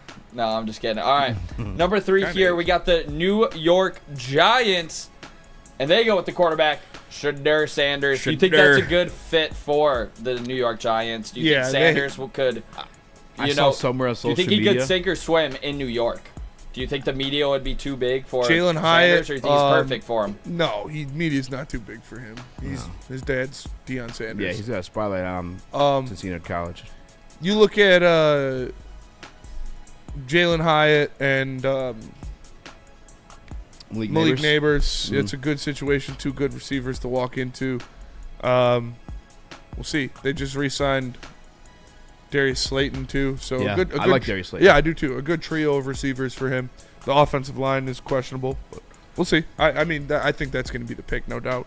I saw a tweet in the Twitter sphere, and it said, Line out for Abanez. those pregame prayers will be lit. Ground out. Between Russell Wilson, Jameis Winston, and Shedeur. Oh, yeah. those Think pregame he's prayers going will be. to- Oh, yeah, they're both in New York too. Yeah, it'd be lit. I think those 2 solid guys to learn from. I love Jameis Winston, but obviously he makes dumb mistakes, so you learn what not to do. Tigers down to their last 3 outs. And Russell Wilson won a freaking Super Bowl, so I like that. Yeah. All right, And New York, it's perfect for him. Skipping ahead a little bit here, the Skibbity. Panthers take edge. Michael Williams. What are your guys' thoughts Wow. about Michael going At in the 8? top 10? That's- Slotted in at number 8 for the Panthers. The only reason why I'm wowing is I just watched an Owen Wilson movie. No, Just watch a what? Owen Wilson. Wow. Wow. No, seriously. What'd you watch? That's Did you watch awesome. Cars? What'd you watch? How'd you do it again? Cars? Yeah. No, Was it yeah. Cars? No, I just lied. I didn't watch it. It was Marley and me. He's so disappointed. I was excited. Oh, Wilson has a You good know, I was trying to kill fucking Yellow Brow Buddha all morning. Oh, yeah. How about Wedding And I did it, goddamn. 3 phases. Fuck that. Yeah. Anyway, Wedding Crashers. Great movie. Wedding Crasher is a great movie. it is a great movie. Todd the Painter. Todd the Painter. Shout Chris. out. Either way, Chris I would be forgot what I was Todd gonna the say. Painter. Huh? Chris would be Todd the Painter. I think it's a Manning. I'm sure it's a great character. You've never seen You've never Wedding seen Wedding Crashers? Crashers? Oh, Wedding Crashers. Oh, I was still thinking Cars for some reason. I was like, You've never seen who the hell Cars? is- who the hell is- You never seen Cars either? That's No, I crazier haven't than seen Wedding Cars, Crashers. I guess you were older. You never had younger siblings, so that would make sense, Yeah. actually. We're the same age. Yeah, but I don't have any younger siblings. well, that's embarrassing. Dude, Cars is a good movie. What the fuck? Man, I was going to high school watching Loser! That little blue Porsche could get her shit torn up, dude. So we at the lunch table in high school. So you guys watch Cars this Cars, weekend? Cars lunchbox. Radiator Springs bedroom decoration. Anyway, god damn it. I don't think he fits their defensive scheme. I'm pretty sure they run like a 3-4. You can put him inside. I don't think he's an outside linebacker. I think he's a hand the dirt kind of guy. That's a weird pick, but go off, King. All right, and at number That's a 10, lot. the Just get divisional, the rival division Bears. The Bears take Ashton Jetty. Yeah. Do you guys think if he goes to the Bears, he has the possibility to throw up a better rookie season than Bijan Robinson? Yes. Oh. Yeah, I mean, I think so. I think Bijan had a good rookie season. It wasn't like amazing or anything like that. Dude, he had 10 million yards. So, Just kidding, I don't know. yeah, I think it's possible. I think that Bears offense is going to be more improved, obviously, with Ben Johnson and with the improvements they made on the offensive line. He's going to be seeing a lot of soft boxes early. Nice. So Nice. I love me that soft box. Velvety. yeah, I could see him having that type of season. I'm with you. I can see it happening. I just looked at Running Bijan's back, rookie you just year go. was 214 carries, 976 yards, and only 4 touchdowns. The only thing I think could maybe make it the same or less than, he'll be split with DeAndre Swift, who is serviceable as well. Didn't Bijan I think split with DeAndre Swift is Algier just a little a bit? third down back. Yeah, That's it. but he's going to get carries. Yeah. I mean, Ben come from this lineage. He's That's going to true. keep his backs fresh. So 1,463 total yards for Bijan in his rookie season with 8 touchdowns. You going over for Genty? What was it? 1,000. 463 total yards with 8 touchdowns. I was thinking rushing. I'm going total. Got to be the full package to Maybe go not. top 20 in the You know NFL what? draft. Maybe not. Maybe not. 1,400 is a lot. That is a lot. And Ben Johnson offense. Yeah, He'll have more He touchdowns. could. I say he can do it. He'll have more Don't expect touchdowns, but I don't know about yards. With you on that. Muted. Yep. Speaking of running backs, number 12, Cowboys go Hampton out of UNC. Do you guys think this is a reach? Yes. For the second running back off the board at number 12. A lot of people love him. I personally think it's a reach, though, but it would make sense. Cowboys. Bums. Cowboy. What was the question? Do you think it's a reach if the Cowboys go Hampton, the number 2 running back off the board at 12?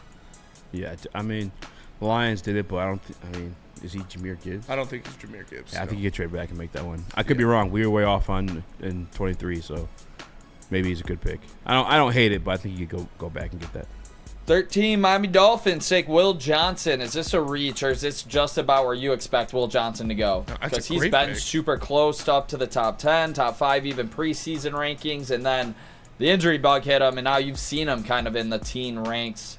Do you guys think Will Johnson is a reach at 13, or do you think that's No, great, I great think he's value? top 10. That's a great pick, yeah. Yeah, I think he's the best I corner in think this he's a draft. top 10 talent for sure. I think he's better than John A. Barron. John A. Barron's like a nickel. I don't see where everyone's hyping that up about. I think he's good, but if you want an outside guy, it's Will Johnson. Falcons at 15 go Jahad Campbell. Is this a good playmaker for the Falcons on defense? Yeah. I like that. I like that. You like that matchup? Or the I like that pick. I like that, that fit of Jahad Campbell. He'd be everywhere. Falcons, yeah, that's a good pick. Whoever Everywhere gets at Jahad once. Campbell, I'm going to like. All right, fellas. 3 picks out of the next 4. Defensive coach. Dude, Cardinals, Derek Harmon. Okay. Bengals at 17, Mike Green. Ooh. Bucks at 19, Ezaraku, Boston College. Ooh. Would you guys be interested in moving up to 16, 17, or 19 to try to get ahead of these teams for any of these select players? Harmon, Mike Green, Ezaraku, are those guys that you would trade up for? And I'm putting a 3rd-round pick on the table, as that would be the capital to do so. I'd have to see who the Lions get before I make that decision. Where is Samar Stewart? Is he still on the board? But yeah, Shamar is Stewart, still on the board. No, then no. I'm chilling. Pierce and Shamar Stewart both still on the board. Correct. Possibly. That's the kind of range I wouldn't mind them trading into, but like I said, if some of those guys are still there, you don't really need to.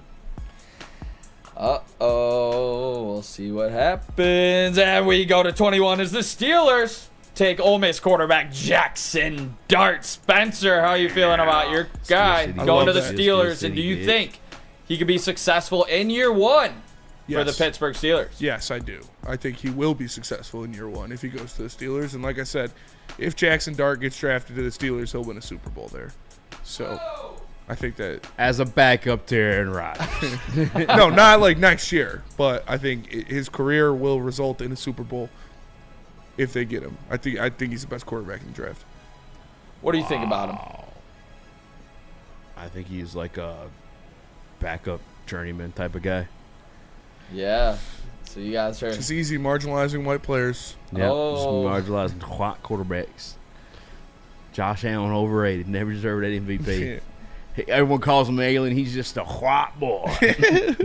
So if I were to say Jackson Dart goes in the top 22 picks of this draft, would you say false? I say anything can happen. but I'm Easily gonna say true. false. 1,000% true. You don't think there's going to be 3 quarterbacks off the board in the first 22 picks? The fact that he's creeping up more mocks, I got to relook at Daniel Jeremiah to see if he crept in there first. Because Guys. he's the by ears. 5 quarterbacks go in the first round every year.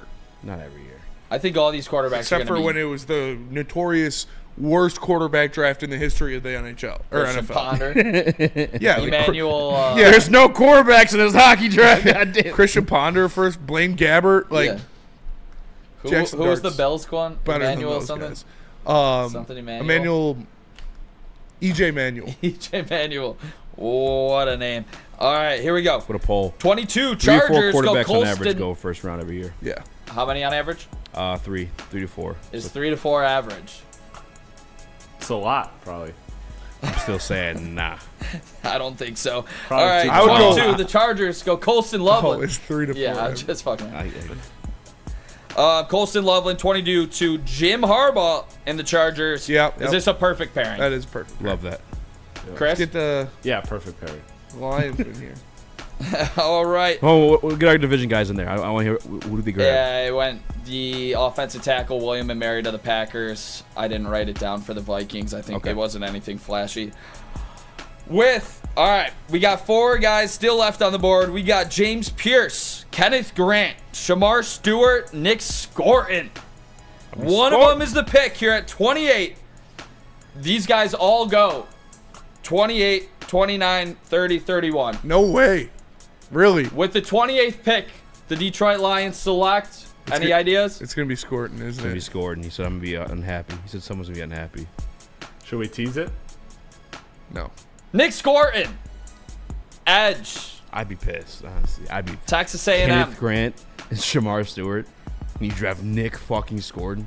I'd be pissed. Honestly, I'd be livid. Am I the only one I'd be mad about that? That'd be fucking stupid. That'd be really fucking dumb.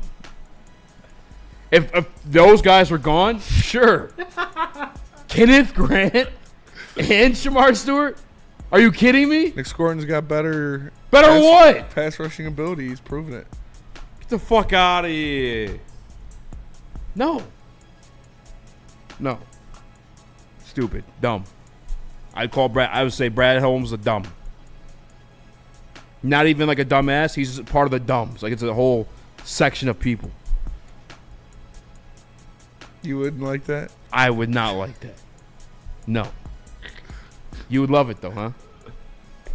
I mean, if that's his guy, that's his guy. No! Like I said, do I like Shamar Stewart or Kenneth Grant more? Yes.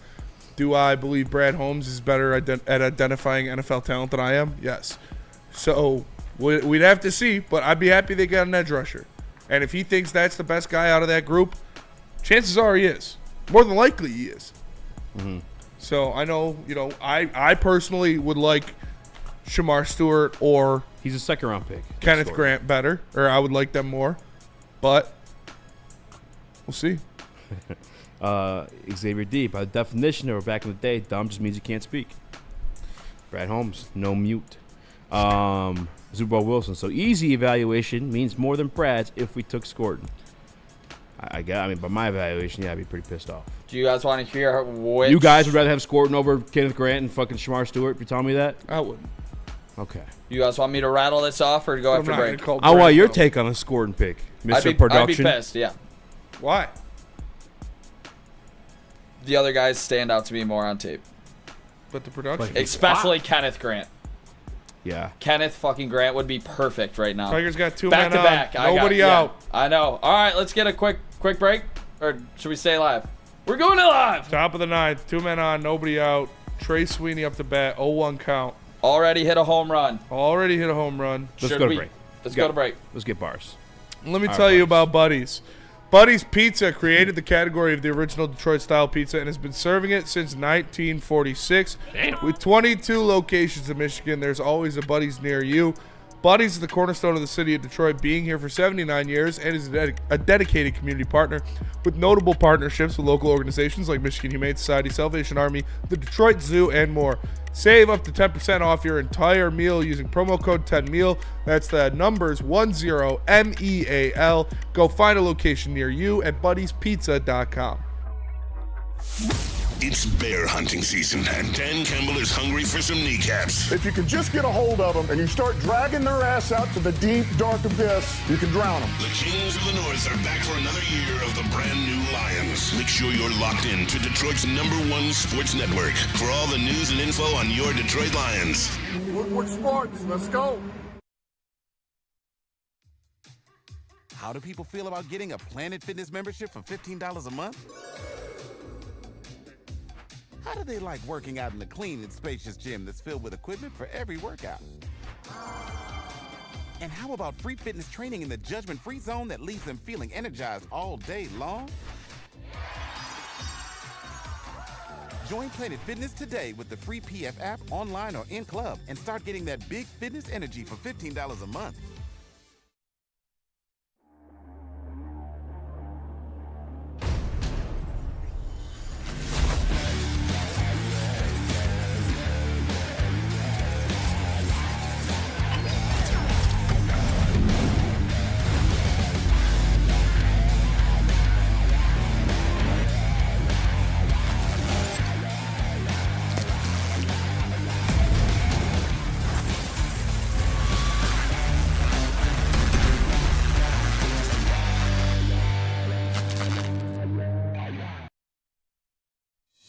Woodward Sports is live in downtown Detroit for Tigers opening day. This one's blasting out toward the bullpen. Live from the Grand Slam Festival at the Detroit Opera House. Way back, forget it. Out of here. Brought to you by Mad Packs, Jars, and White Claw. 2-1 on Dingler. Why'd you say it like that? Jars. Top shelf quality, unmatched variety, price for the people. Weed. ShopJars.com to find one near you. They got 27 locations across the great state of Michigan, including ones coming to Madison Heights, Milan, and Grand Rapids. 2-2 count on Dylan Dingler. Tigers have 2 men on with 1 out. 1-run game, top of the 9th. Let's go, Dingler. Dingler got the pinch hit opportunity. Kreidler on deck. I would be surprised if he saw a bat. Fuck no, Kreidler's not seeing a bat in this spot. Are you kidding me? That'd be horrible. That'd be bad. That'd be very bad. It might be Mark. Bucky, the which Detroit isn't that Lions much are better, not but- going to trade up for Abdul Carter, unfortunately, brother. I don't see that happening. I don't see it reported either. I think that's a fan fiction type of situation. You'd have to. By the way, too, I saw something recently. Teams that move up into Dingler the got top a hit. 10, All right. typically it does not work out. Ball in play, not an out. I think the few times Single I read to that left field. was Loads the bases. Didn't Jared Goff, Oh, God. and that's still kind of somewhat debatable. I forget who the other one was too. Javi stepping up to the plate, taking the bat out of Kreidler's hands. Going back, gone. Javi Baez up to the plate. Bases are juiced. 1 out, top of the 9th, 1-run game. Oh. And they had a mound visit. They're scared of Javi. Colt had to hold up on the hit to left. It was right in between, so he didn't want to get doubled up. Good. So that's why he did not score on the play. Juice the bases. Bases for Javi loaded. Baez.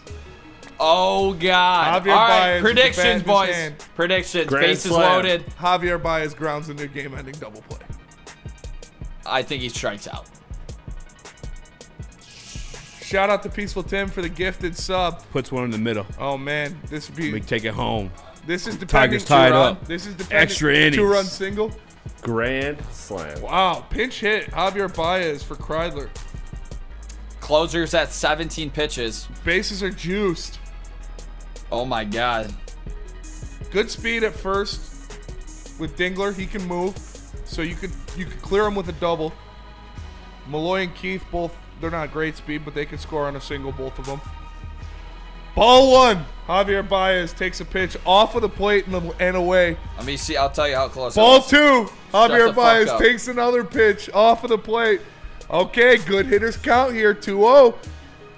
Javier Baez up the plate. Can't walk him. Crazy that is that fast. Oh yeah, dude. The real app is real deal. Strike 1. Javier Baez swings at a strike in the zone. 2-1 count. Bases loaded. 1-run game. Top of the 9th inning. Tigers got 1 out. Pinch hit Javier Baez to bring him up here with the bases loaded. 2-1 count. And called strike. Javier Baez low. A little bit to the right of the zone, but looked like it could have been a good pitch to hit, but it was 89 miles an hour. This guy. 2-2 count. This pitcher. Javier Baez takes the timeout, wants to get his head right. All right. Javier Baez down to his last strike here. Nick, what do you think happens? I would love to be wrong, but it's Javi Baez. I'm going to play the numbers here. I think he strikes out. But you want sacrifice squeeze? Yeah. Oh, in play, out. Oh, please don't be a double play. Please don't be a double play. There's a slider down. Javier Baez hit it. I'll let you know what I see. Pop up. I'll let you know what I see. Was it on 2-2? Grounded, force out to third. Okay, so base is still loaded, 2 outs. Javier Baez force out at third, so he reached on a fielder's choice. Fielder's choice to third. He goes home with it. Launch. Fuck that, dude. Fuck Baez. God damn it, dude. I mean, full count. No, it was 2-2. It was 2-2. Colt got thrown out at home. He was thrown out at home. It would have been a strikeout. They got the out at home. I don't know. Damn, I thought he was going to get in. They got the force out. And Zach McKinstry, fire up. Zach McKinstry, Tigers down to their last at-bat. You got Baez at first, Dingler at second, Jahan at third. A single probably scores 2 still. Dingler can move for a big guy.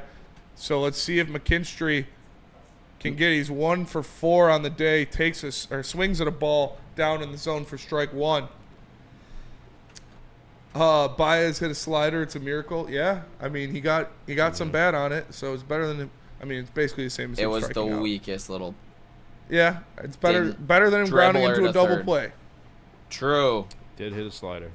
Strike 2 down the middle on Zach McKinstry. McKinstry career 240 with the bases loaded with 1 career grand slam. Tigers down to their last strike 0-2 after a 100-mile-per-hour middle fastball goes right down the middle. Zach McKinstry up to bat. Bases loaded. Same as Munoz. Is he a stud? 3-pitch strikeout. Zach McKinstry strikes out swinging to end the game. Tigers leave the bases juiced in the 9th. Mariners win 3-2. Runners in scoring position. Hate to see that. Zach McKinstry strikes out to end the game. That sucks. So what, 2-4? Yep, 2-4 going home. Yeah, couldn't get the sweep. You won the series. Scooble on the mound, that's a disappointment. Scooble on the mound, that is a disappointment. Bats didn't come through, but they had their ace going too. Yeah. Their ace was better. That's what it is.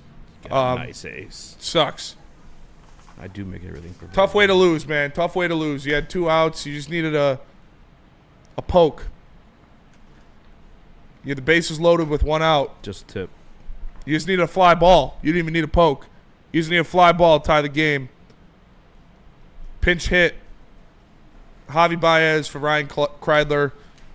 He has a weak ground ball to third base. They get the force out at home. And then McKinstry strikes out on 3 pitches. You'd love to see them get a bat on a ball there and get some decent contact. Like I said, fly ball ties that game. That sucks. Nick? Yeah, this is extremely disappointing. You had your ace on the mound, you had the Cy Young, and this is a game where mental errors beat you. It was Colt Keith's play at second base early in this ball game that extended an inning when he should have got the force out at first base, no question about it. It was a routine big league play. He did not make that play. They get another opportunity and hit a 2-run double against Scooble early. That's the difference in this ball game. Was he at first or second? It was a guy at first. No, he was tried Colt to go at first or second? He was playing second base. Yeah, see, they wanted him at first base for a reason. Unfortunately, with the injuries, you weren't able to do that. I think he's better than Torres, to be honest, at second base, which is not. You think Colt's better than Torres? Yes, wow. Torres is also complete garbage. They're both not great, but you can't make this mental mistake from Colt. I mean, he got on base a couple times later in the game. He drew a couple walks, and to go, this is what scares me and what I talked about. You need your studs to be studs. At the end of the game, you had to depend on Sweeney, McKinstry, and Baez, and that's the difference in this ball game. You know? Yeah. Like, straight up. Like, you know what? Didn't they have 2 men on or a man on? First and second, you tried to bunt Sweeney to start to get him over to second and third. Before that, when, like, Green and Torque went up, they had a man. They left somebody stranded. They left Colt stranded. He had a man on first, nobody out. Early in the game, they had Green on second base off the first play of the game, and in the first inning, and they couldn't get Green home. That was Spencer Torkelson and Kerry Carpenter. So that was extremely disappointing, and those guys have to hit in a guy like Riley Green that's on second base. You have 2 opportunities. If you don't hit them in, I doubt the 7, 8, 9 hitters are. I think the reason you lost this game was the bats. It was Zach McKinstry 1 for 5 in the leadoff hole with 3 men left on base. Torkelson 0 for 4 with 3 men left on base. Carpenter 0 for 3 with 2 men left on base. Justin Henry Malloy 0 for 3 with 3 men left on base. Trey Sweeney 1 for 4 with 3 men left on base. He did have the home run, but you gotta score with guys. You gotta get hits with guys on the base paths. You have to. You cannot afford to leave 3, 4, 5, 6, 7, 8, 9, 10, 11, 12, 13, 15 men left on base for the Tigers. Damn. Sorry, 18 men left on base for the Tigers in this game. So you cannot afford to do that. Why did Galaxy Brain Hinch pinch Baez there? Says Burn in the Woodward Sports chat. Gotta win that game. That is, if this is going to be a consistent theme for the Tigers, where they cannot drive men on base home, they cannot score runs with guys on base, then that's going to be a problem. Nick, how do you feel? Fucking bad. I don't like losing. This is bullshit. That's how I feel straight up. I thought you should have been 3-3 going home, and I'm gonna try not to overreact, but you've lost 2 of Scooble's first 2 starts. And I think you can't do that. You have to win Scooble starts. Same thing happened last year. He started both of his starts last year. He had 4 earned runs, I believe. But yeah, you need to win when Scooble's on the mound, and this is where the injuries play a factor. This is where, instead of having Torres, Meadows, Vierling, those guys be your ancillary pieces to Torkelson and Keith and Riley Green, you've got Kreidler, McKinstry, and it's just a huge drop-off. So that's what obviously you need Torque and you need Carpenter to be the big bats in the lineup, and both of them going 0 for hurts you a lot. But I also think this game is, if you have Matt Vierling or Parker Meadows, you have Parker Meadows leading off instead of McKinstry, you probably win that game. If you have Matt Vierling in there instead of Justin Henry Malloy. Did Jahan play today? Yeah, he went 0 for 3. They put him at 6. I don't know why they didn't just leave him in the leadoff spot. Yeah. But again, like, Justin Henry Malloy has 3 hits in the leadoff spot, and then you sit him, and then you put him at 6 the next day. Javier Baez has 3 hits, and then you sit him for 2 days and pinch hit him in the 9th with the bases loaded. I don't know. Like I said, AJ Hinch knows a lot more about baseball than me, but I think you got to ride that hot hand to at least start the season. There's a super chat from Burn. He says, why did Galaxy Brain Hinch pinch Baez there? Nick? Over Kreidler. He pinch hit him for Kreidler. He pinch hit him over Kreidler. Kreidler's not great, but I mean, if it comes down to bat on ball, I mean, I don't even know who do you have more faith in to even just get get a sacrifice fly? Neither of them I have faith in to get a sacrifice fly. I know that's probably Javi Baez. I have more faith in. Yeah. But the swing and miss is so the swing and miss prevalent. is there for sure. And that's why, like, instead of being able to pinch hit Matt Vierling there, you have to pinch hit Javier Baez because of the injuries. So or a Wenzel Perez. Exactly. I didn't even fucking mention him. Yeah. That would have been real nice to have Wenzel leading off in this game. Yeah. So that's when you've got 4A guys like Sweeney and McKinstry and Jay Hen. It sucks, man. But like, Justin Henry Malloy is supposed to be the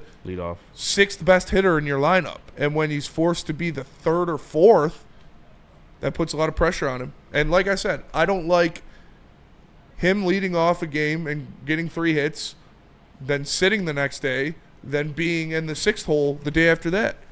I don't like that. I think baseball players are creatures of habit. I don't. That's just me though. Like obviously it works for AJ Hinch, so yeah, that guy's bashing AJ Hinch in the chat. I don't. It's early. Like I said, this isn't. It's a dull offense. It's not like to it's begin win or with. go home in the 6th game of the year, guys. We can relax a little bit, but it's also like, who's supposed to hit in this offense right now? You don't have anybody yet. Like. You don't have anybody. Your guys that you need to rely upon didn't come through today. Spencer Torkelson, It's not on Hinch. Kerry Carpenter. Yeah. That's it right there. Those are your two those are your 2 biggest bets. Yeah. Like power wise, pop wise, torque and carry. Both of them went over. You're not going to win a lot of games if that happens. Yeah, exactly. That's it right there. That's the biggest reason why and Colt Keats blunder in the field. And then we talked about 18 men left on base. Yeah, we talked about Keats blunder in the field. I mean, he did get on base, which was great. He has 8 walks on the season. I believe it leads the American League now. Great to see that from Colt. You can't mess up in the field and give guys extra outs against a guy like Skubal. Like, you got to have your horses back. And today, Colt Keith didn't. And then the hit that they did have, it was inches away where a guy like Parker Meadows makes that catch 10 times out of 10. Yeah. But it was Kreidler in center. So, yeah, that one fucking sucks. It sucks. Yeah. End of a road trip, too. Like, yeah. That's where you really see the depth or the lack of depth factor into this team. This is your 6th game on the West Coast to start the season. You're down 3 of your top 6 hitters in your lineup when you look at Wenzel, Matt Vierling, or Gleber, excuse me. I'll say 4 of your top 8 hitters in your lineup when you look at Torres, Parker, Vierling, and Wenzel. And when you don't have that, the last game of a road trip, it's going to look ugly. And that's when you need your big dogs to step up. And like you said, with Torque and Carpenter both going over, it'll be fine. They're going to be fine. They're going to come home. They're going to get right. But up late last night, too, West Coast. Yeah, sucks. I'm going to say it's on the depth. It is. It's on the depth. Instead of, if you're healthy, like you said, instead of pinch hitting Baez in the bottom of the 9th with the bases loaded, you're pinch hitting Wenzel Perez or Matt Vierling. And by the way, I'll take a 2-1 series. Yeah, you won with this offense. Anyway, like you should be. I don't know. I feel like things have kind of fallen as expected, if not a little better. Yep. And I don't. There's no need to panic or bitch, in my opinion. I understand being frustrated today because they just lost, but in the grand scheme of things, 2-1. Yeah, you're 2-4 going back home against the White Sox, where you should take all 3. You got Flaherty on the mound, you got Olsen on the mound, and you got Job on the mound. You're at home. It's going to be a rowdy stadium, especially opening day. I want to see you take 3 from the White Sox that had a couple wins early in the season. I'm hoping to be 5-4 going into New York, and in my eyes, if you are the superior team in this division, you should be. Yeah. Yeah, no panic. But tied with the White Sox for first place in the American League Central. It's a long season, bro. It is. It's a very long season. All right. Tell us about Planet Fitness, and then I can tell people where we'll be for open day. Planet Fitness, the home of the judgment-free zone. You can get a full-body workout in 30 minutes. It starts for just $15 a month, or upgrade to the Black Card. Get you some amenities like hydro massage and all that good stuff. Tap in club or online at planetfitness.com. Planet Fitness, where your fitness is essential. The bats are hot, and the weather is getting hotter. Summertime in the D with Detroit's big hitters, Woodward Sports.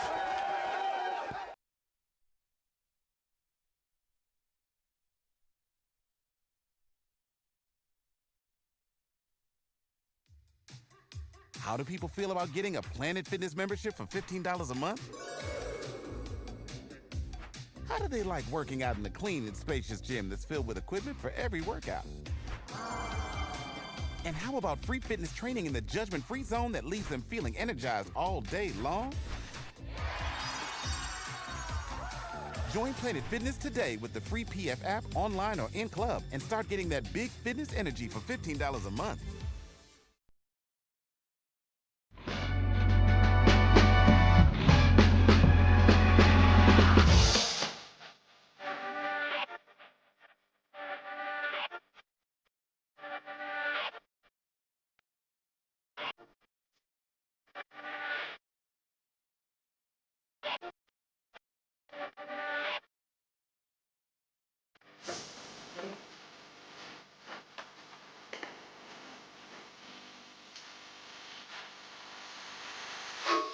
Walk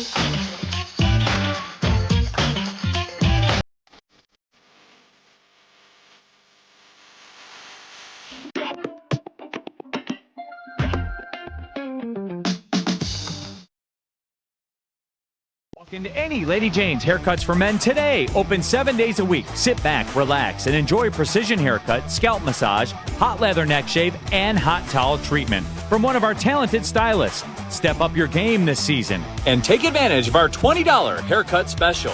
Scan the QR code and get your coupon today. Lady Jane's Haircuts for Men, the ultimate haircut experience. Open 7 days a week. Walk-ins always welcome. Lady Jane's Haircuts for Men. It's wicked awesome. Gives away more cash and prizes than Woodward Sports. You don't believe us? Here's our latest $10,000 winner. You know, you guys posted, hey, if you guess all this stuff right, you know, we'll give it's $10,000. I'm like, okay, well, why the hell not? And the winning doesn't stop there. How about our Outkick Your Coverage winner? I think you won. We got Tully, everybody. This guy's got a hot girl. Bigger prizes, bigger giveaways, cash, merch, tickets, and more. All from the biggest sports network in Detroit. No one does it bigger and better than Woodward Sports. Make sure you're following, liking, subscribing on Instagram, Facebook, X, and YouTube for your chances to share in the winning. From Detroit's #1 sports network, Woodward Sports. How would you like to watch the Tigers take first place from the White Sox with the boys downtown Detroit and the greatest sports city of the United States of America? Then head over to GrandSlamDetroit.com and purchase your tickets. We're starting Friday, 9 a.m. We'll be there. And it's brought to you by White Claw, Mad Packs, and Jars. We got a super chat. Can you read it, Spinny? I can't find it. Yeah, Burn in the Woodward Sports chat. He Shout says, out. Colt didn't give a single rep at second base all spring. I can forgive him for being off. It was just the way it ended. We're good. Good take. Nick, do you forgive Colt Keith? No! I think the Sound like Tigers. Seinfeld. I think the Tigers. No! I think the Tigers have That's two. pretty good. I think the Tigers have 2 more wins if Colt showed up in a couple more games. The defensive error in this one, and then going 0 for 4 with runners in scoring position. So it's his fault. In the first one, he was a key part of this one today with the blunder at second base. These chat names are words chat, man. You guys are getting crazy out here. Smash the like button. Be a friend. Tell a friend. Share the stream. Christopher. Platty Potts. Is Cade back? Do we have a team/chance tonight from Joseph Hecker? Is he back? I don't think he's back. He was labeled as doubtful last report, so I assume not. But while he's had time to sit back and think, you know what he's thought? Do we just talk about it? His quote, Eric Woodward, ESPN. Yeah.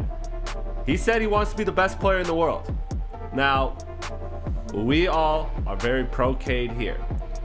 Do you think that is a realistic goal? Because obviously he should have that goal. He should want to be that. He should believe he can be that. But do you guys think there's a world in which Cade Cunningham is the best player in the NBA? Yes, I do. Pretty goddamn close, if not, yeah. And I don't think it's very far away.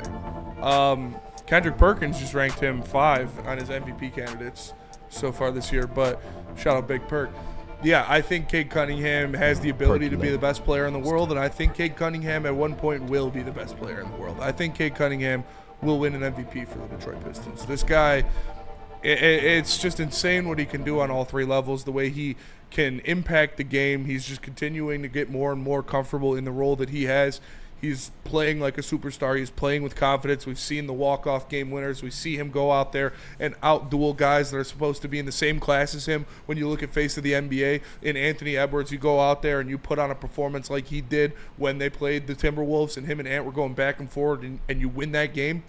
Yeah, I think Cade Cunningham has the dog in him. He's got the mentality for it. He's got the skill for it, and I think he will be the best player in the world, and I don't think it's that far off. Easy. He'll be in the conversation. This league is so talented nowadays. It's kind of hard to pinpoint one guy. That's why I have the MJ and LeBron debates. he's definitely in the conversation. And I think what reaffirmed it for me is beyond my fandom. I've always been a Cade guy, a Cade stan, if you will. Now that he's doing it on the national level, where other people are talking about, to hear ballers, guys that played the game, guys that played the high level of the game, Kevin Durant included, that happened way early in the process. But these guys in these podcasts, and I hate Gilbert Arenas. Actually, that'd be the perfect example. A guy who hates on the Pistons constantly.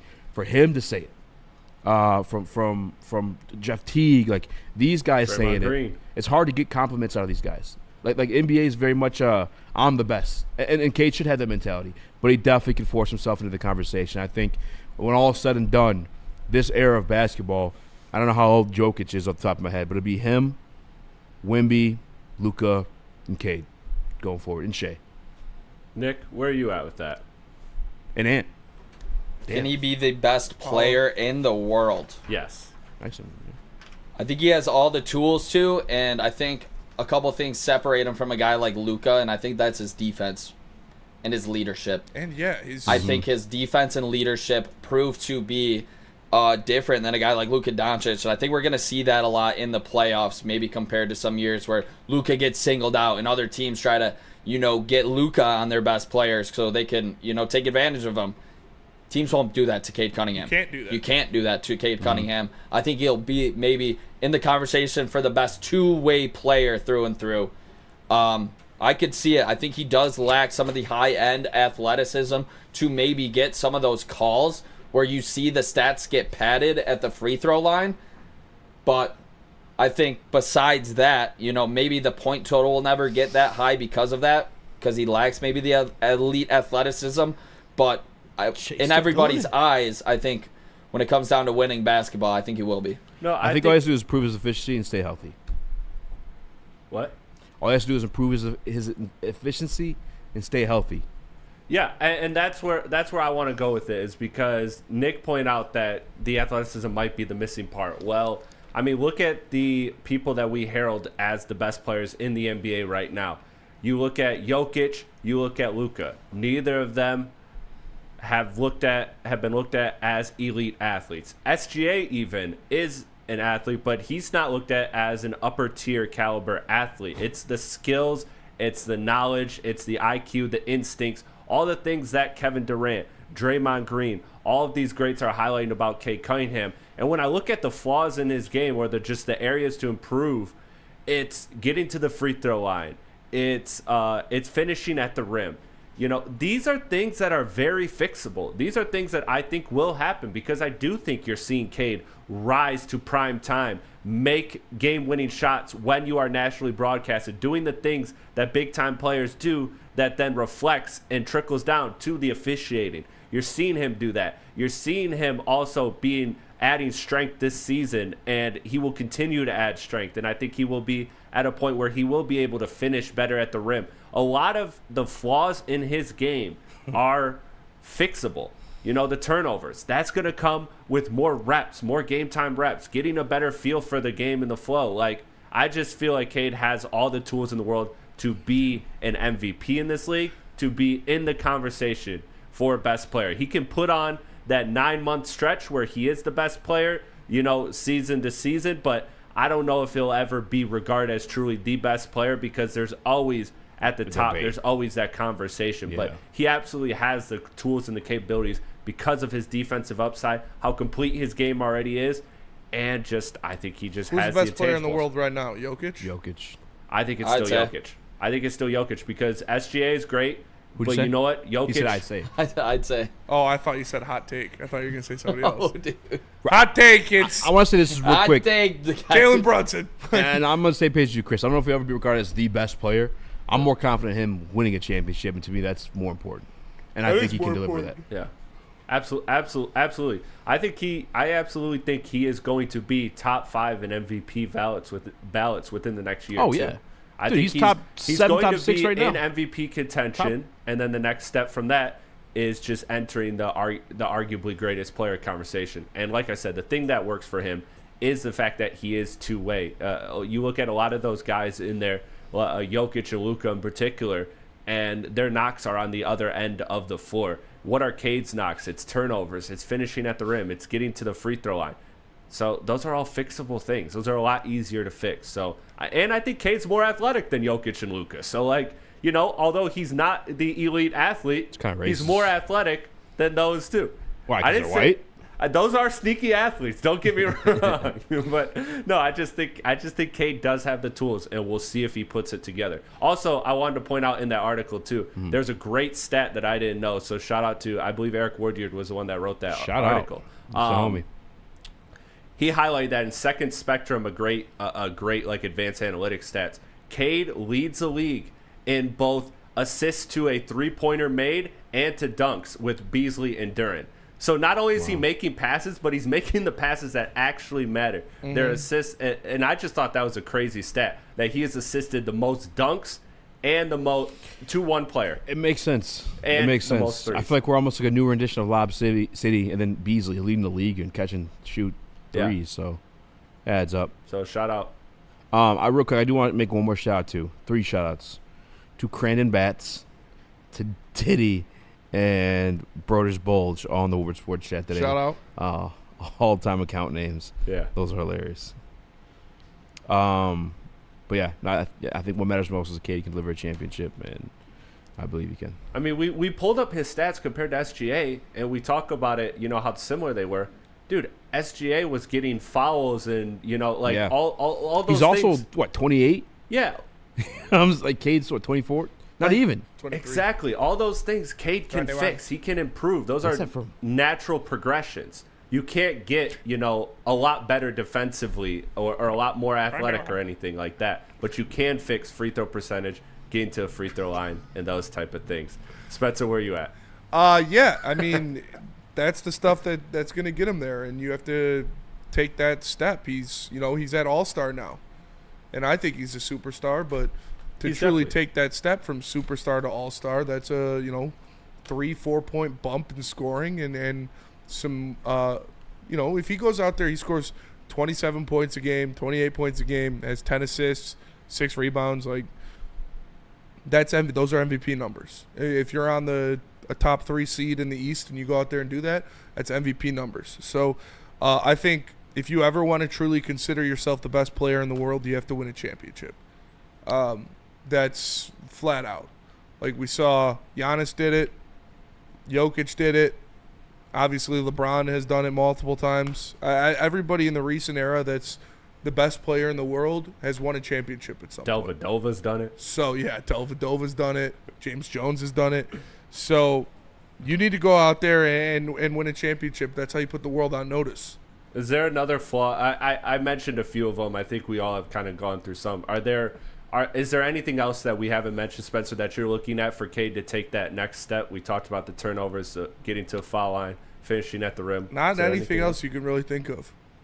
I mean, the only things he's really lacking or that he needs to improve on is getting calls from refs, which he can't, and the turnovers. Yeah. Other thing I wanted to say, too, is I don't think Jokic is athletic in the traditional sense of, like, jumping and leaping, but the maneuvers he's making with his body at that size, admirable. And the passes. And the shot. I mean, just body mechanics, I guess. Yeah, like, I don't know. The fluidness to do it enough shots consistently. That's like manipulating your body to do stuff like that consistently is pretty athletic. Yeah, the coordination, I'd say, is like, even though it looks like sloppy at times, it's the fact that he keeps his balance and does that stuff. That's why he's the best player in the world. Because, look, SGA is basically a point guard. Jokic is a point guard, but he's 7 foot. It's fucking so, like, crazy. give me the guy that's also 7 inches taller. Xavier D in the Woodward Sports Chat says, if this game gets ugly, we need to start a fight. I don't know. I think we can. The Pistons tonight. Yeah, I think we're good on the fights right now. Is Cade in or out? Has it been listed yet? I thought he was doubtful. Now, with no Ron Holland and no Isaiah Stewart, if we get into out of respect a for fight, Kendrick, then I'll admit we got a problem. Yeah, everybody's trying to give us a narrative, but if you take away Stu and Ron Holland and we get into a fight today, then I'm like, all right, you know what? Maybe we do got to look in the mirror and do some reflecting here. Diddy in the Woodward Sports Chat. I love the way Jokic moves his body too. Easy. There you go. Let's go to break. Tell us about Loom, Nick. What up, If You Go Vegan? What up, If You Go Vegan? Rewind. It's actually a really good show. If you want to go up, get lifted. Do it with the best dispensary. It's Loom Cannabis. You already know. But did you know they've got all of the brands that you love now for less? Make sure you guys check out Loom Dispensary. They have unbeatable prices, a wider selection, and the best loyalty program. Loom is the premier destination for new and experienced shoppers alike. Experience Michigan's #1 recreational dispensary at one of their 38 locations. Use code WSN30 for 30% off your entire order, online or in store. Go to www.loom.com today. A ton of fun, a ton of sports, and a ton of man-meat. Welcome to the Woodward Heavyweights, live daily 5 to 7 p.m. on Woodward Sports.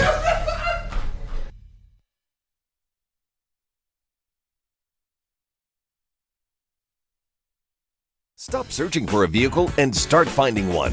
Les Stanford Chevrolet Cadillac makes it easy. We harness the power of multiple dealerships and own the biggest selection of GM brands in the area to get you the car you need. With the Les Stanford Group, you'll have access to 4 different dealerships, providing you with more makes, more models, and more choices. We're connected to more than 1,000 vehicles. And with so many high-quality CPO vehicles available, you'll find new car quality at pre-owned prices. You can start and end your search at lesstanford.com today.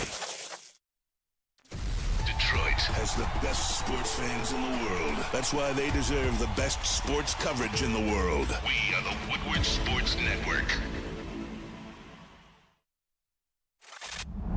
Love Woodward Sports? Love wearing clothes? Then you should be wearing Woodward Sports clothes. Check out our full line of merch at woodwardsports.com. Just click on shop. We have all your favorite designs, like Dan Campbell kneecaps, Woodward golf, and of course, our own logoed out merchandise. Men, women, infants, kids all love Woodward Sports. Impress your friends. Impress your boss. Impress your dog. Buy Woodward Sports merch today.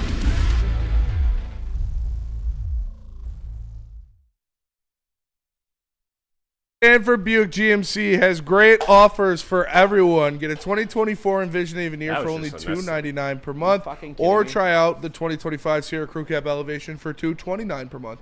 Don't forget the Hummer EV SUV for only $799 per month. Get to Les Stanford today. Check out their massive inventory. Les Stanford Buick GMC, lesstanford.com.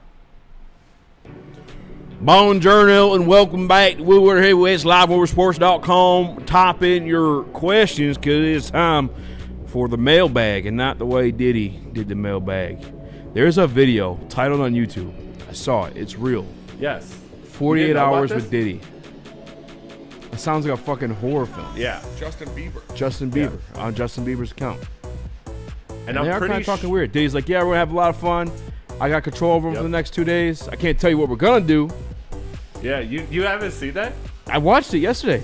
Yeah, dude, it's been... I also didn't know that Kanye shit was real, too. That is fucking bananas. That was insane. They're what? Never mind. Come on, Junior. Almost got me. April Fool's? Yeah, it was a fake account. Yeah. God dang it. What was it, though?